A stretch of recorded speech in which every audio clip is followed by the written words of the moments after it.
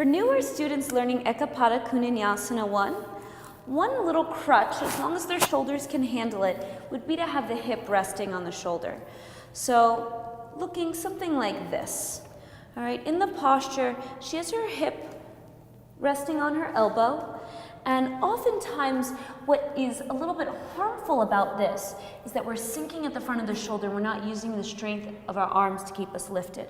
So this student, I would encourage a lift at the top of the shoulder, practicing that. Then you can come on out. All right.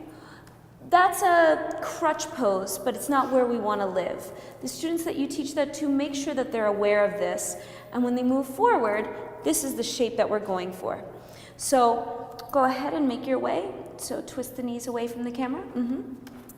To first learn it, you can practice taking the other arm wide and turning the palm out.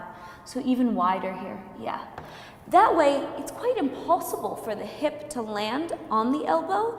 So extend the chest forward. What this does is it also further emphasizes the extension of the chest forward rather than the collapse of the chest down that tends to happen when we rest the hip on the elbow. Very nice. All right. Another option for students who are working on that action of taking the chest forward would be to use a block underneath their temple. All right, so what she'll do is she's going to go ahead, twist, and bring your knees to the camera this time.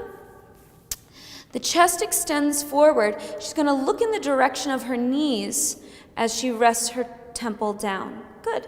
From this position, for her, she's quite flexible. We'll keep the leg straight. But for those students who are a little bit tighter, we can bend the knee. She practices pressing the floor away and reaching the chest forward, chest forward, chest forward. Yes. So that reach of the chest forward rather than lifting straight up prevents the hips from falling back. So yeah, she's just knows what she's doing a little too well. But for most beginners, will you just make your way back into that one more time?